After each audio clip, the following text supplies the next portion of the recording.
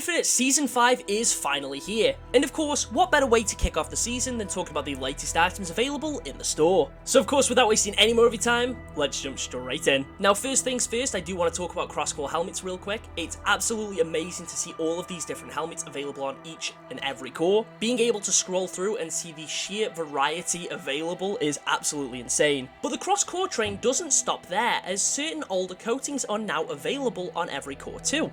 This includes coatings such as Neon Superfly, Bleached Bone, Void Ultra, and a few more, which is a very nice surprise. It doesn't apply to every coating, but this extra bit of variety is really cool. Doesn't just apply to armor coatings though, as specific weapon coatings, most noticeably Neon Superfly, are now Crosscore too. It doesn't look like there's any new cadet coatings this season, which is a little unfortunate. I thought maybe we'd get like a cadet white coating. That being said though, because of these new Crosscore coatings, it's not that big of a deal in my opinion. We do also have the new Season 5 Battle Pass, which contains 50 tiers, and upon purchasing it, you do get the Defiled Bulldog weapon model, so if you want one of those new Flood models, you get one straight away just for buying the Battle Pass.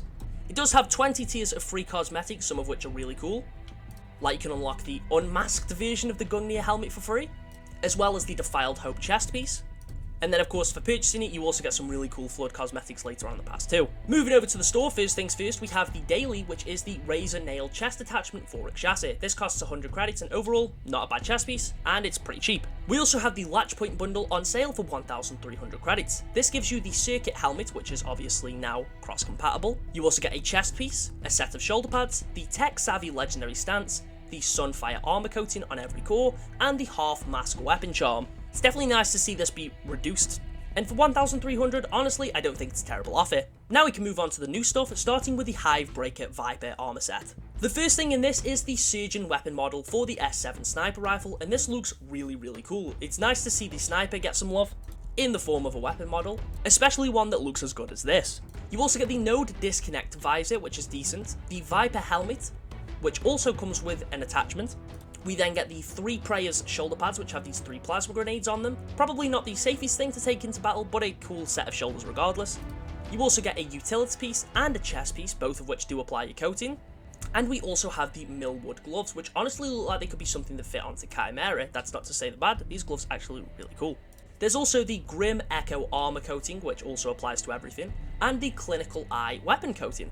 For 2,000, honestly, I don't think this is terribly priced, but I do think it reinforces the idea that they need to find a way to let us purchase these items individually, or at least be able to buy them in smaller sets, like if I could just buy the armor itself without the addition of the coatings, or just buy the coatings without the addition of the armor. Because although I don't think 2,000 is a bad price for this bundle specifically, there's also only like maybe 2 things in here that I actually care for and don't want to have to spend that much on a single bundle. Speaking of which, we do have 2 new Flood armor sets, starting with Blighter. This comes with the Defiled Sniper model for the S7, the Blighter helmet, which is currently my favourite of the Flood helmets. I absolutely love how it looks like it's popping out of the helmet and the way the visor's cracked. It looks really cool. There's also the Defiled Guard shoulder pads, the Defiled Farndale helmet attachment, the Defiled Grenadier chest piece, and the Defiled Munitions wrist attachment.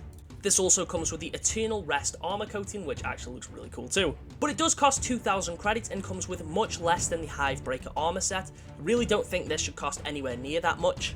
It's a cool set, don't get me wrong, but very pricey. Just like the Contaminator armor set, which is also here for 2,000 credits, it gives you the Defiled Spanker weapon model, the Contaminator helmet, which is another version of the Mark 5B, the Cursed Blisters helmet attachment, the Cursed Guard shoulder pads, the Cursed Vigor chest piece, the Defiled Drive knee pads, and the Cursed Growths utility piece, alongside the Gauss Forest armor coating. This does come with 1 extra item overall as opposed to Blighter, but again, 2,000 credits still very pricey for the amount of things you get here. That being said though, you can get both of them and save yourselves 1,200 credits by getting the Flood Super Bundle. This only costs 2,800, contains both of those Flood bundles alongside the Blightland Marauder armor effect, as well as a kill effect too. 2,800 is still obviously a lot of credits, but you do get both of those bundles there and save yourself a bit of money, so if you do want those bundles, honestly, you're probably better off just getting the Super Bundle.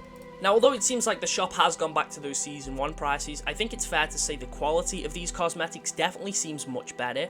And the quantity for Hivebreaker specifically also seems like a massive improvement, but I do feel like Contaminator and Blighter do need to see some form of a reduction. Now this week's ultimate reward is the Brush Fire Armor Coating, which we did see yesterday in the cosmetic blog. It is of course for all cores and will probably be one that I unlock while I'm doing my battle pass. Anyway, I think that sums up everything today. I'm super excited to jump into Season 5 and I will be streaming it as soon as I can. But anyway, thank you all for watching and I'll catch you all in the next one.